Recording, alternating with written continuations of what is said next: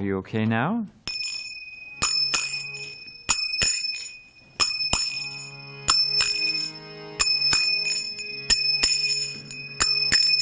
Jai Radha Madhava Kunda Bihari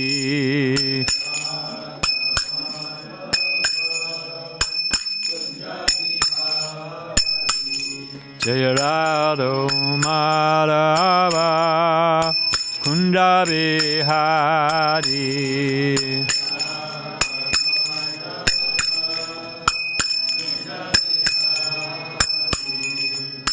Gopijana Balaba Girivanadari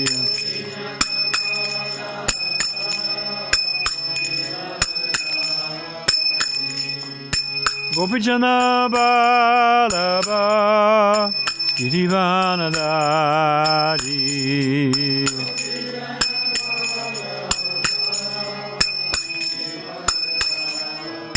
Jasura Nandana Vajjana Ranjana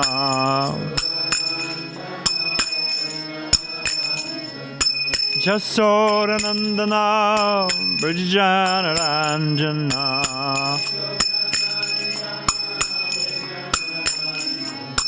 Jamunati Ravanatari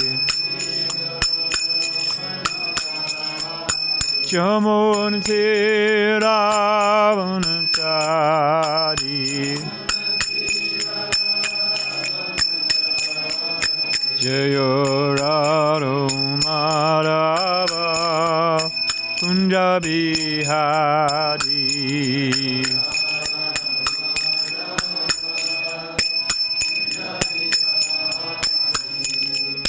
Gopijana Balaba Girivanadari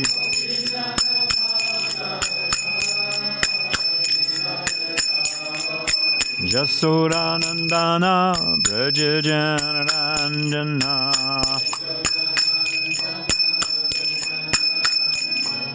Jamunati Ravanatari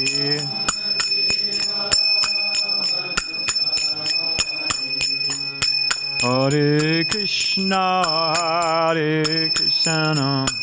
Krishna Krishna, Hare Hare, Hare Rama, Hare Rama, Rama Rama, Hare Hare.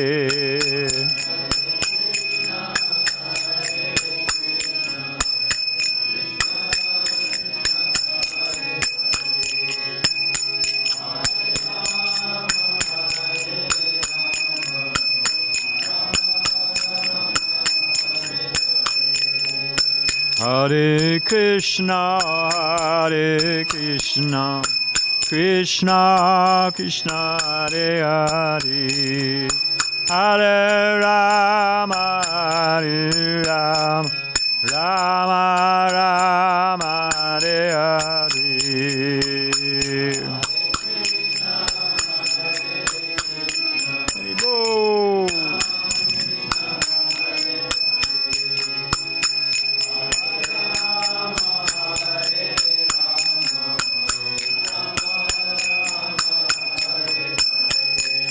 Hare Krishna, Krishna Krishna, Hare Hare, Hare Rama, Hare Rama, Rama Rama, Hare Hare. Bo Hare Krishna.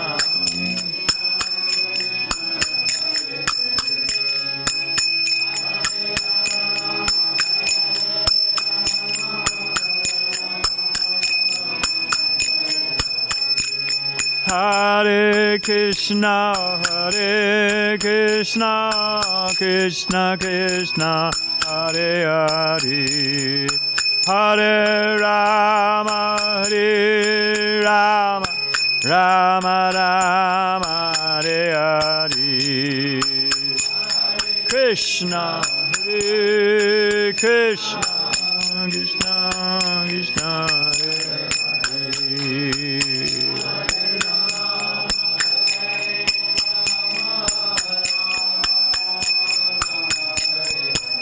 Jai Radha Madhava Kunda Bihari.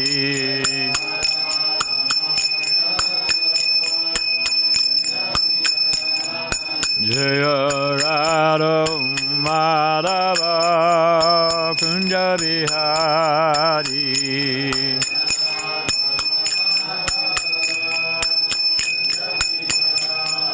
Jaya Radha Madhava Kunda Bihari.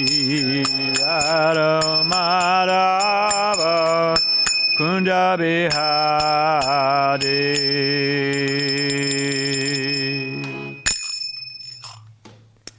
You know, Prabhupada said, a dancer.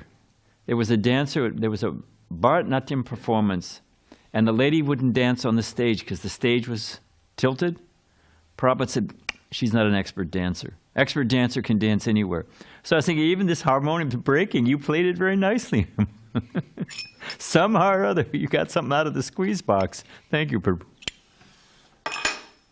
I guess we say Jai Om. Om Namo Bhagavate Vasudevaya. Om Namo Bhagavate Vasudevaya. Om Namo Bhagavate Vasudevaya.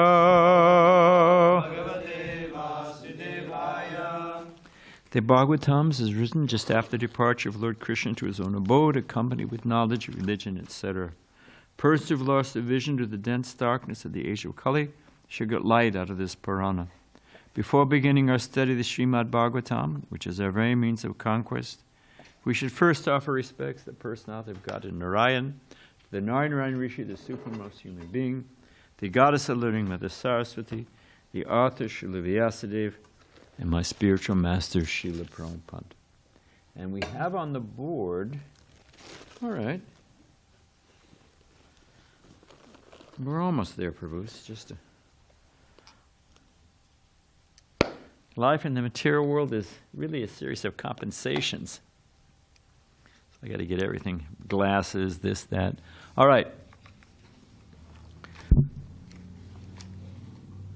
Yuyam cha Petran vadista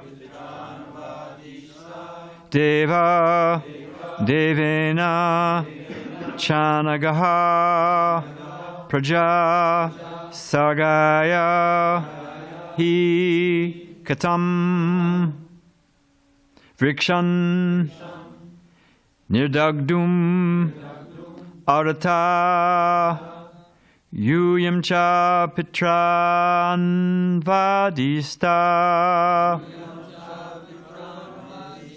Deva Devin Achanagaha Prajasagaya hi katam Rikshan nidagdumarataha Yuyam chapitran vadista Deva Devena chanagaha Prajasagaya hi katam Rikshan nirdagdumarataha Yuyam chapitran vadista Deva Devena chanagaha Prajasagaya hi katam Rikshan nirdagdumarataha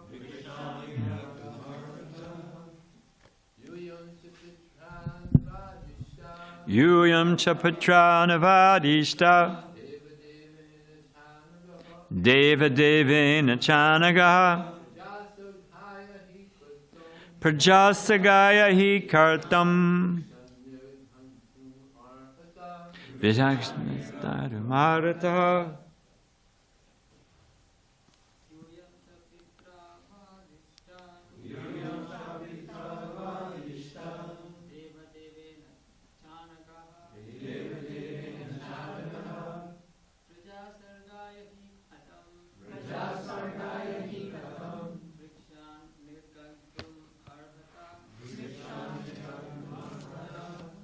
Vaishnavis.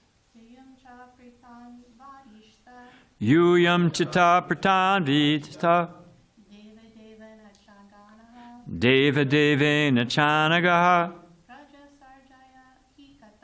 Prajasargaya hi katam. Vikshan nidagdumarataha. All right. Yuyam. You. Cha, also. Pitra, by your father. Anvadishta, ordered. Deva Devena, by the Supreme Personality of Godhead, the Master of the Masters. Cha, also. Anaga, O sinless ones. Prajasagaya, for generating the population. He, indeed, katam, how, brikshan, the trees, nirdagdum, to burn to ashes, arata, are able. Translation, O pure-hearted ones, your Father, Prachinibari, and the Supreme Personality of Godhead have ordered you to generate population. Therefore, how can you burn to ashes these trees and herbs, which are needed for the maintenance of your subjects and descendants? Also you say, O pure-hearted ones, your Father, Prachinibari, and the Supreme Personality of Godhead have ordered you to generate population. Therefore, how can you burn to ashes these trees and herbs, which are needed for maintenance of your subjects and descendants? And there's no purport, so we're going to do the next verse, 11. The path of, this is the translation, the path of goodness traversed by your fathers, grandfathers, and great-grandfathers is that of maintaining the subjects, prajas, including the men, animals, and trees. That is the path you should follow. Unnecessary anger is contrary to your duty. Therefore, I request you to control your anger. Purport. Hear the words, Pitra Pitamahanapi Justambai Pratinahi, depict an honest royal family consisting of the kings, their fathers, their grandfathers, and their great-grandfathers. Such a royal family has a prestigious position because it maintains the citizens or prajas. The word praja refers to one who has taken birth within the jurisdiction of the government. The exalted royal families are conscious that all human beings, whether humans, animals, or lower than animals, should be given protection. The modern democratic system cannot be exalted in this way because the leaders elected strive only for power and have no sense of responsibility. In a monarchy, a king with a prestigious position follows the great deeds of his forefathers. Thus Soma, the king of the moon, here reminds the Prachetas about the glories of their father, grandfather, and great-grandfathers. Omagena Timarandasya Gena Gena Salakaya Jakshu Shumalatangena Tazarishi Gurave Namaha. Just as a sidelight, because they considered lesser or useless these plants and trees, they can be burned up. Somebody told me one time somebody can Google it, how many trees, acres of trees it takes to produce the Sunday New York Times. It's like acres of trees, and the next day they lose it for lining the bird cage or throwing out the garbage. I was on a morning walk with Srila Prabhupada. And Prabhupada said a gentleman is always aware of his surroundings. We were on a morning walk in Chicago, a train went by, and Prabhupada said, how many compartments were in that train? Prabhupada knew. I mean, not that we're obsessed with it, just Prabhupada, conscious means to be fully conscious. We were in the same park. We walked up some steps from one lower level to the other. Prabhupada turned, how many steps were there? Nobody had what steps? I'm just going to get my dhoti on, So in this particular walk, Prabhupada swung his cane, and he pointed to it. It was Lakeshore Park in Chicago. It's a nice park. It's Evanston. And Prabhupada swung it. There's a whole lot of stories from that park for some other time. Well, just for fun, what the hey? I leave in a few days, so it's the last class. The park was on this side. It was a cobblestone road. It was a nice, like made to look like an old, maybe it was an old road.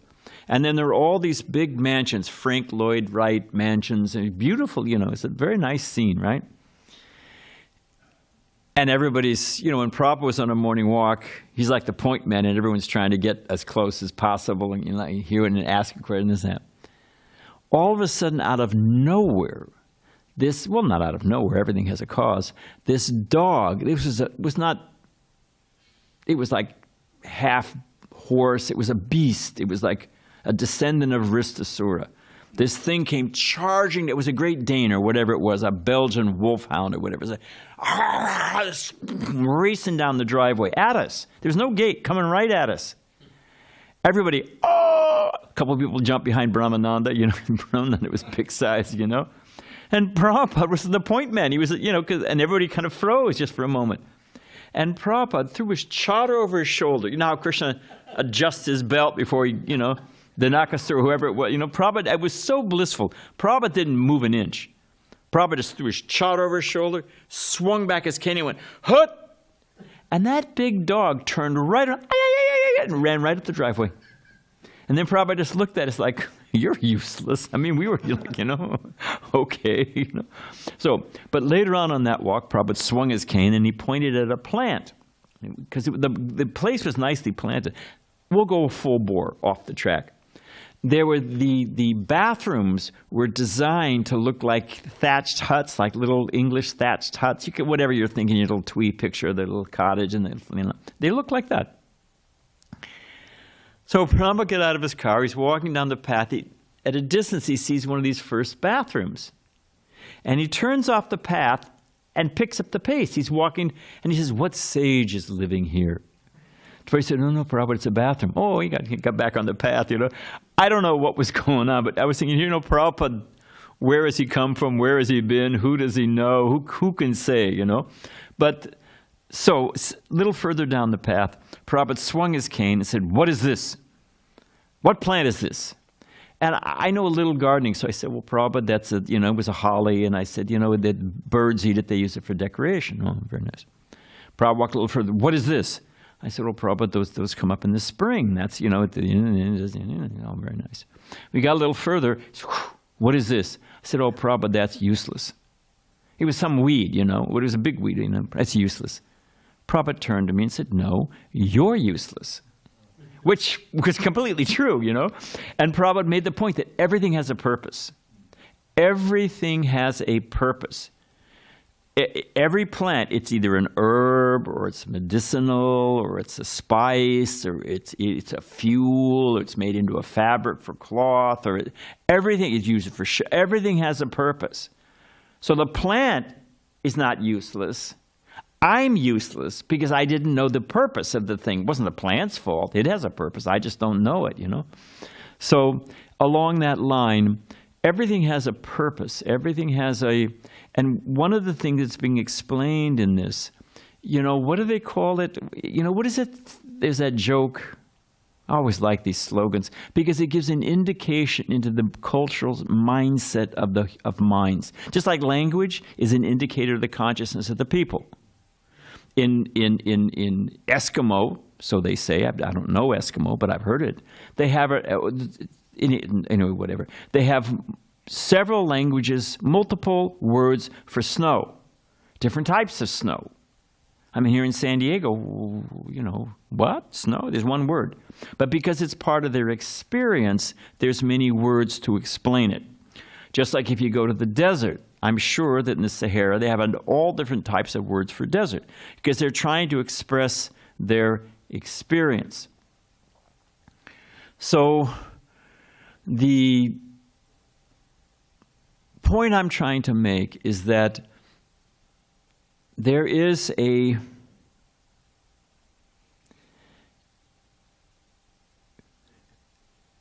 I like these sayings. That's what I was trying to say. I like these sayings because it's an indication of the psychology of people.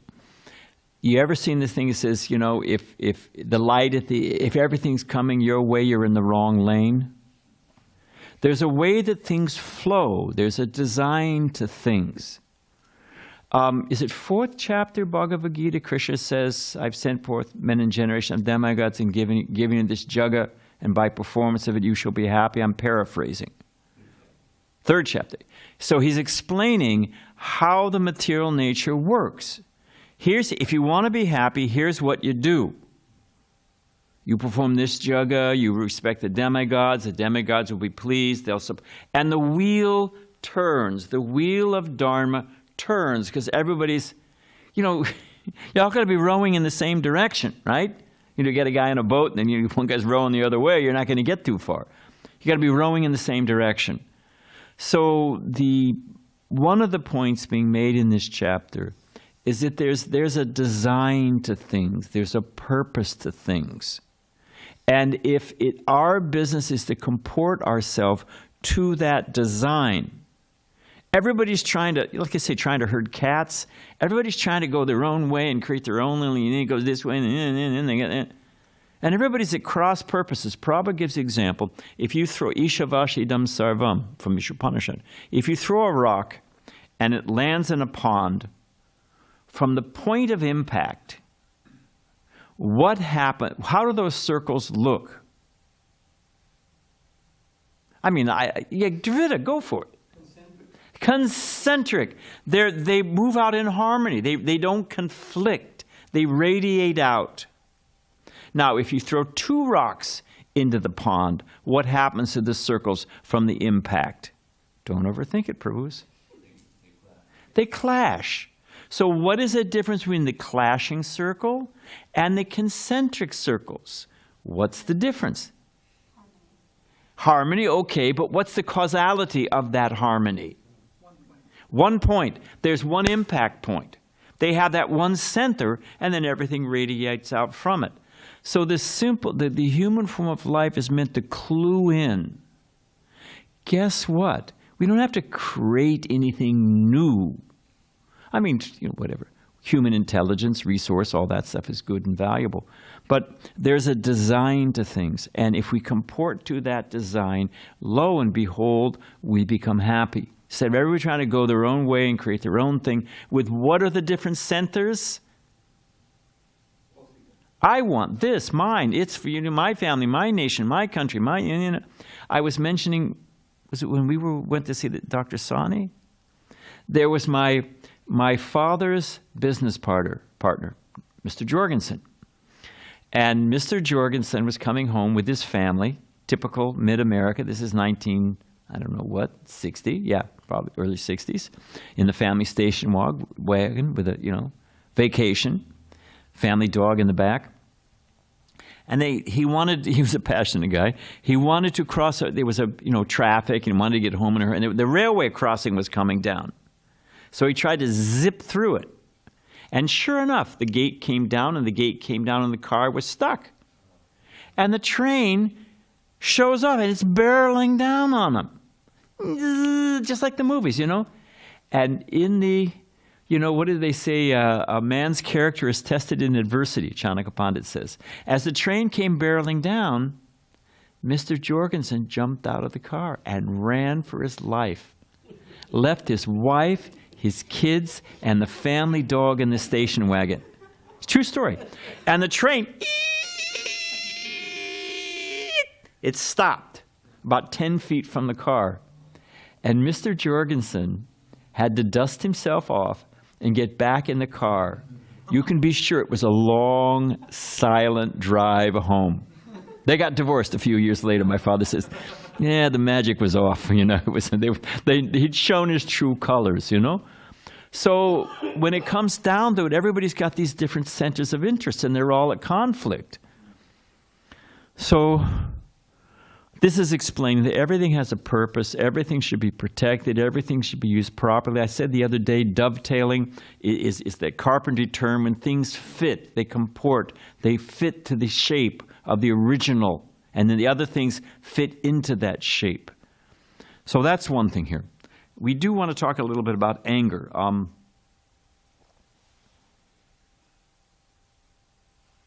Another thing, because the concept Prabhupada was speaking because it's talking about varnashram and it's talking about the duties of kings and the duties of subjects, and that'll be, more elaborately explained as we go through the purport. But everybody's got a duty. Everybody's got a spot that they fit in. It doesn't mean you don't have your creativity in how you execute your duty. It's not suppression and you're a mindless robot or automaton. That's not what we're talking about. But everybody has a spot. Everybody has a role. And then the whole tapestry of society moves nicely. So and Prabhupada was explaining, because people think, well, yeah, okay, you got your 4 varnas and 4 ashrams, especially the varnas, the social positions. Yeah, but I want to be a brahmin or a king. I don't want to, But the fact of the matter is that the more respect one gets, there's the more responsibility. There's the greater degree of renunciation. Sudras basically, they just stay alive and, do your whatever. But when you become a king, you're responsible. You have to, they're trained. The classic example of a king is Maharaj Sibi.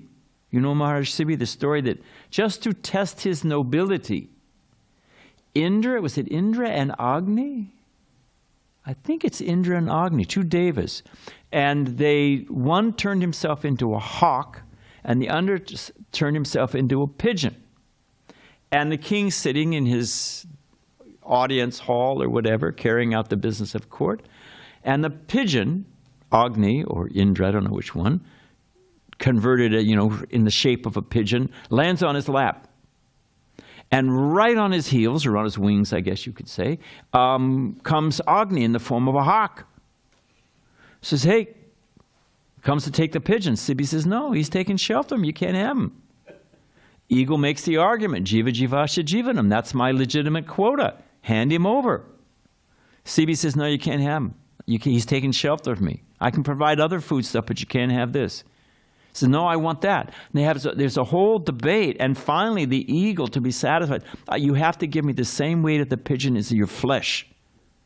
But because he'd made a vow, when you if you're ever in Bangkok, if you're ever in Thailand, which used to be called Siam, which Prabhupada said is after, if those who are old of us remember, it's called Siam in the old days. And it comes from Sham. Yeah.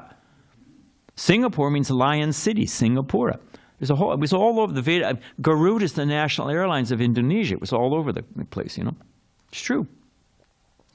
We're off the track, but it's all right. In Bangkok, if you go to sometimes there's a layover, it's worth it. It's worth it to check out. They've got the throne room of the old, the king, the palace. It's beautiful. And, it's all opulent and gold and this and that. It's got all that kind of stuff, right? But interesting, and the king sitting on the throne. I think the king of Thailand now is Rama the 14th. Yeah, it's a whole story about Thailand. But the painted on the ceiling, along all the different, there's David showering flower petals, and and he's sitting under this cupola of whatever you call it, of opulence. But painted around the ceiling are the words from the verse in Bhagavad Gita, the duties of a Kshatriya. Which meant that when you're sitting on that throne, just like if you sit on the Vyasasana, why is it called the Vyasa Asana? It's a pretty big hint. Because when you open your mouth, everything has to be the same as what Vyasadeva. You can't say, I think, in my opinion. Well, I think.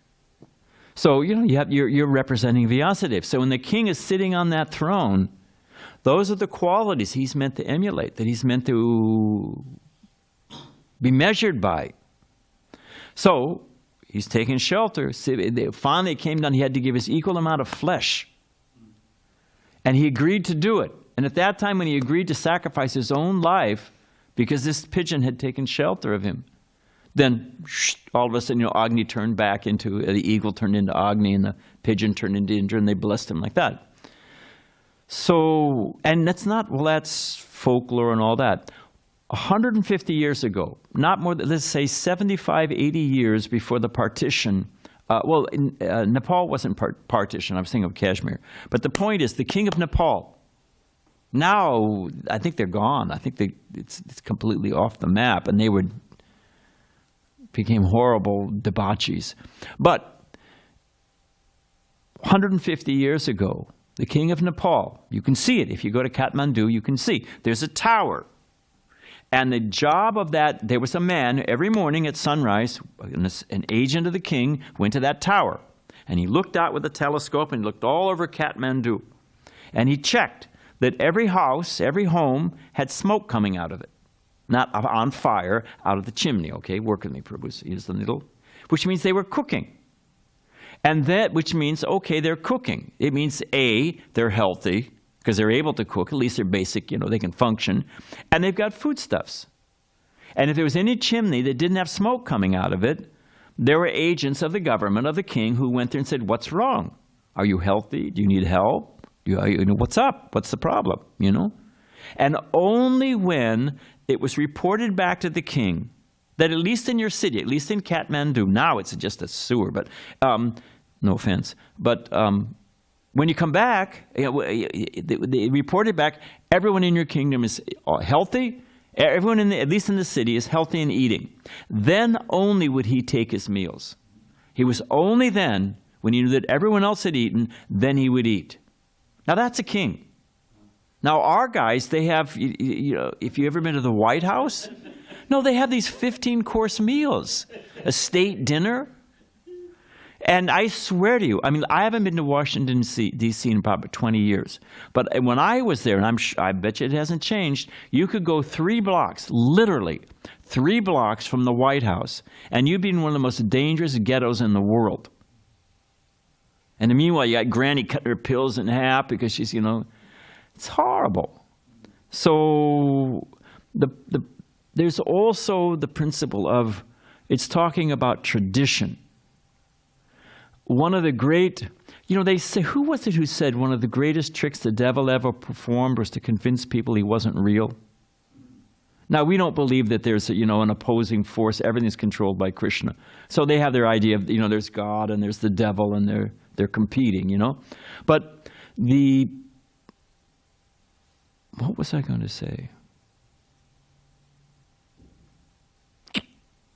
Well, we'll see if it comes back to me. Tradition.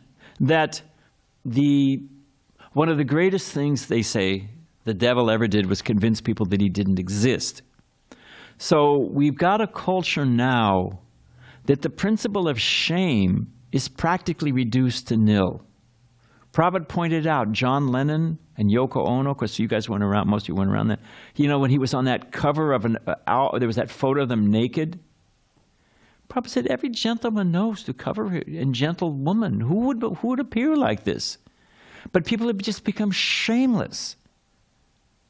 Yes, I've been, on my 5th wife, and I got a drug habit, and and so what, So, but shame, and I don't mean to ladle anybody with Puritan guilt, but to have a sense of tradition and dignity and charity and caliber of the person. What is it? Is it Martin Luther King says, I want to be judged not by the color of my skin, but the content of my character? Yeah. We should be judged by our character. So here he's reminding him, you come in a noble line. You're not just a get as much as you can. Lyndon Johnson, we're off the track, but it's okay.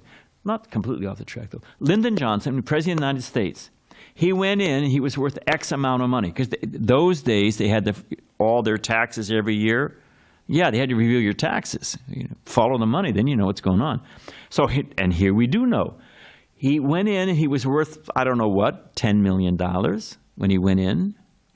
After his years in the presidency, And shortly thereafter, within a few years afterwards, his net worth was over $120 million. Gee, I wonder what happened. Think he won the lottery? What do you think happened? Yeah, left and right, this deal, and they all do it. This deal, that deal, so many different things. The idea, I guess I'm offending as many people as possible in this class. Anybody keep a score? Well,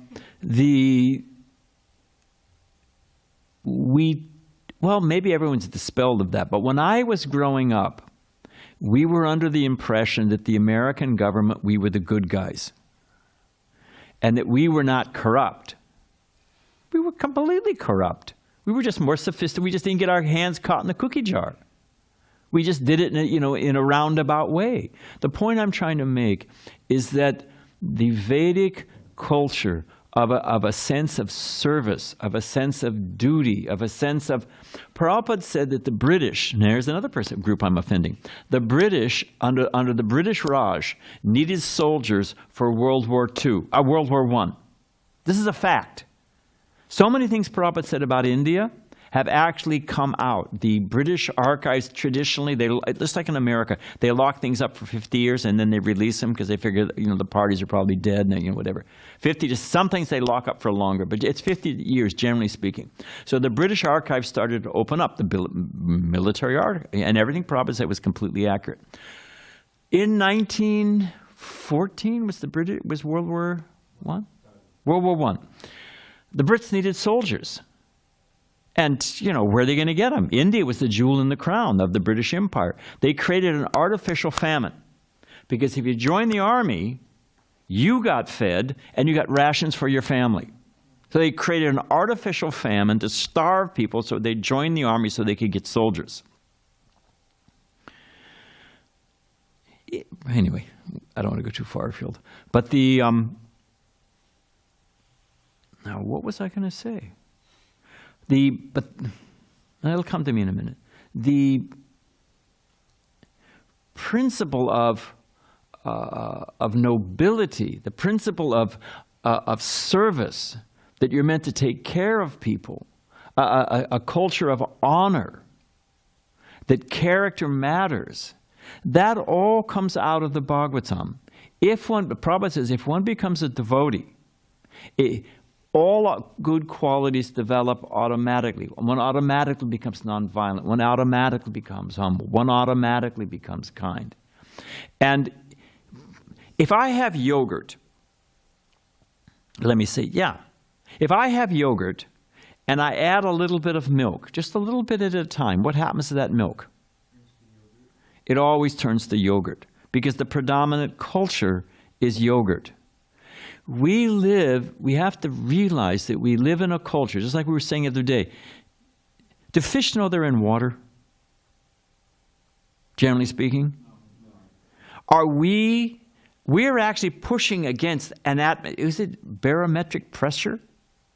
There's actually pressure from the oxygen, well, whatever, the ions, what is it, the ionosphere and the stratosphere and all the atmosphere of the planet Earth is weighing down on Earth. We're actually under pressure. We're acclimatized and we don't feel it. We don't feel, just like the fish doesn't feel that it's in water. We are in a predominating culture where people are trained to be selfish, to have no sense of dignity, of nobility, of kindness, of charity. At least isn't that one of the symptoms of Kali Yuga? It is. That all the good qualities of people are reduced to practically to nil. Truthfulness is the last quality left. Somebody bites into a sandwich or an apple. Oh, this is rotten. You want it? So there's a little truth left. Prabhupada said, Chanakya Pandit says, charity in the age of Kali is the laundryman gives back your clothing. And usually it's missing a shirt or a few socks, So everything is decreased. So because it's the start of the chapter, I wanted to give some kind of preface for the purpose of the chapter, that it is a call to our higher nature. That this is not, we're living in this culture, we're born in it, and it becomes predominant, and people just become reduced to being gerbils, little squeaking mouse. But that is not what the human character is meant for. And the fact of the matter is, what motivates people? Now, we think money, sex, prestige, these things motivate, power, motivate people. But they have done studies. Here's a classic. Where did they do this study? But I forget what university, but here's the principle. You have a volunteer and we give you puzzles. You're sitting, they put you in a room and you're sitting there. And they say, there's some puzzle books on the table. And you can do them if you want. They're kind of fun. Check them out. We're going to be a while. So you just hang out, and if you want to look at and people get into it. They're looking at the puzzles, they're trying to fill it out, and they finally come back a half hour later, and the guy says, "Oh, wait, let me finish this puzzle," right? They're into it. Now, they took the same, people, whatever, but took it the same principle, same type of people, everything same. And they said, now, put them in a room, say, we're going to come back in half an hour. And we're going to pay you $5 or whatever. So it's not much, but we'll pay $1, whatever it is, for every puzzle you finish. They found after a few minutes, people lost interest. They pulled out their phone. They said, they weren't interested. Why? Because the fun of it had gone out.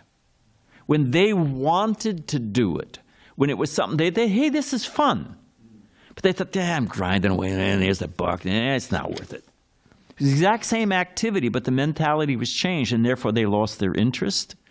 So we've got a culture that we've been tweaked, we've been bent around, that happiness means if I satisfy my belly, if I get sex, if I'm on top of the thing, if I'm on the cover of People magazine, Jerk of the Month or whatever it is, okay, great. I get to the top of the pile. That's what it's all about.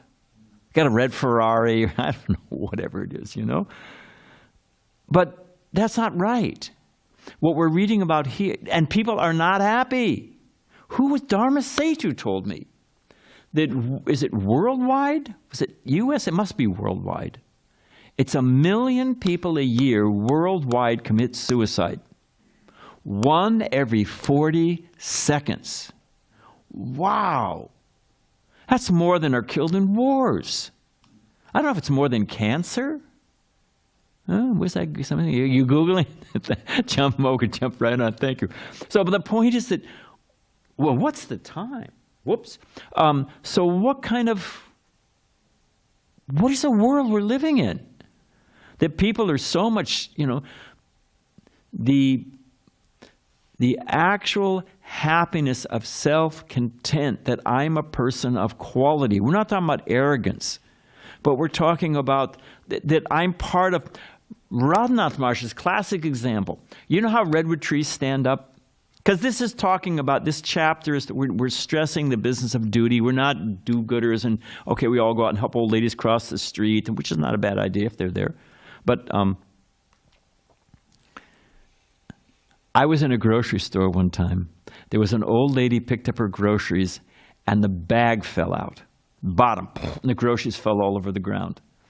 And the other devotee I was with wouldn't pick them up. I've been to help pick this old lady, help her out, Well, there was some chicken soup in there, and I didn't want to touch the can, I mean, come on. But I'm helping her in her karma. So you want to argue with me, we can talk about it later on. But the point I'm trying to make is that there is it's an opposite ratio. It's an inverse, counterintuitive measure that the more we become self-centered and trying to satisfy ourselves and thinking about us, we were talking, Dravida Prabhu and I were talking, yes, I asked Dravida for some clarification. He very nicely answered. Why? Because it talks about anger. We didn't even have a chance to get into anger here, but it talks about anger. And the heart becoming hard. Now, austerity, and Balaram gave that great class yesterday about salvationists. So what is why does austerity make the heart hard?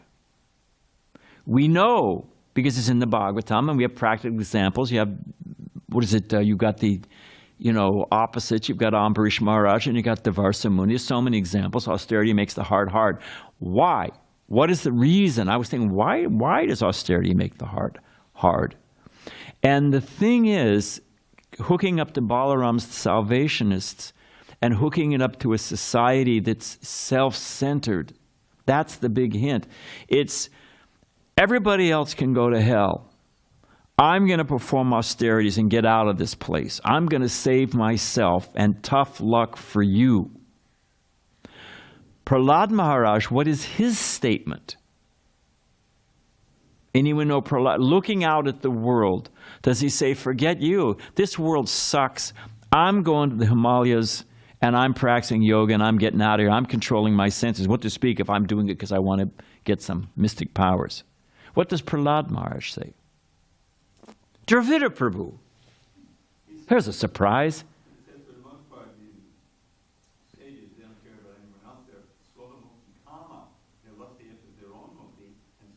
Prabhu, can you use microphone? Who is that? India. Yes, he's managing this all from India. Thanks, Tapas. So Prahlad Maharaj says in a famous verse that for the most part, these so-called sages, they're after their own mukti kama, called a kind of lust. And so they leave the cities, they leave anywhere where there's people, they go alone so that they can be liberated. But I'm not like that.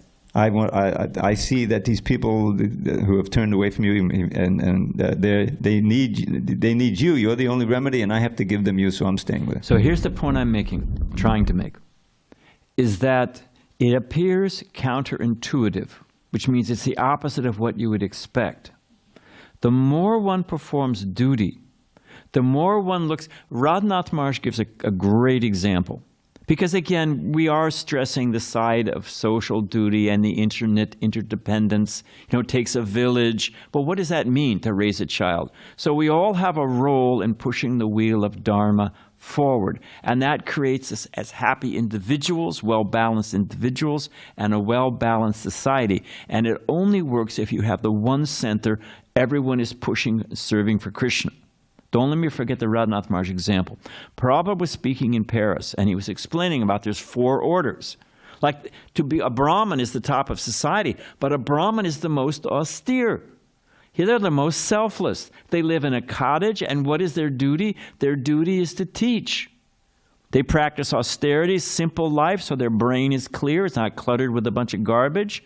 Why? So they can serve others, so they can give good advice, good instruction, set a good example. So on one hand, they have the most austere, difficult life. Of course, it's fun. It's happiness in the mode of goodness.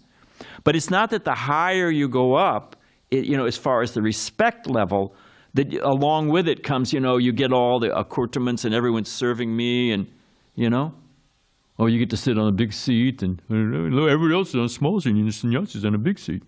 Yeah, I want to take sannyas, join the banquet circuit. So Radhanath Maharaj's example is that redwood trees are very large trees. Their roots do not go very deep. It's a big tree, it's a lot of weight. And that wind, when you get that high, even skyscrapers sometimes are, they flex. Well, what the hey? Other than Dravida? You don't know. It could happen by the odds. There's a redwood. What holds those big trees up? The devotees listen to that. Because the roots are interwoven. They hold each other up. So when there's a sense of duty, and the measure is my happiness is I'm doing my duty I don't care that's what I wanted to say. When there was the artificial famine, Prabhupada points out that the Vedic culture was so strong that, Prabhupada said if it happened in America, and it's true, there would have been a revolution. They would have been, but people accepted, and we're not talking about complacency and just go with the flow and get exploited. And, now we're not the opiate of the people, save me. That's not what we're talking about. But what we're talking about is that they knew, all right, because they had knowledge of the eternality of the soul and karma and destiny and transmigration, reincarnation, they said, okay, I've been put in this position. Nature's put me in this position. It's because of my karma. Let me do my duty.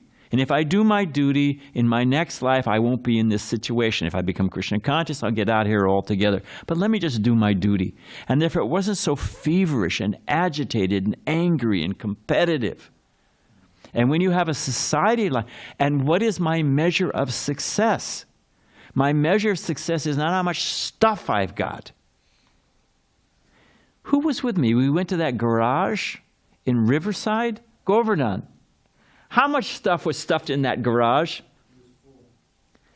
I mean, was it almost full? Could you open the doors? Could you open the window? Could you have stuffed another piece of paper in that garage? We were going to clear it out and make it into a preaching. And she wouldn't give it up. Everything in there's value. It was like, what? So, who gets the most stuff? So what this is it's invoking that Vedic culture with Krishna at the center and a society that runs on duty. Prabhupada was speaking in Paris. Prabhupada was not the original, but certainly the tradition of truth to power. So, they're rioting in the streets. The communists are almost about to take over the government. And Prabhupada's speaking. And he's at Sorbonne University. How will you pronounce it? One of the top university in France. They shut down the university because the students are rioting. That it's all one society, communist. What does Prabhupada choose to speak on? Varnashram Dharma. First class, second class. You could hear as Prabhupada went on in the lecture, you hear the audience, there's people out there getting agitated, And then finally a guy stands up. It's on the tape, and Kripa Mai told me, she was there. A guy stands up and says, and I suppose you think you're first class? I suppose you think you're first class? Prabhupada said, no. There was dead silence in the hall. Prabhupada said, I am fifth class. I'm a servant of all the other classes. And the audience burst into applause. So the point is that one understands that I'm a servant of society. I'm a servant.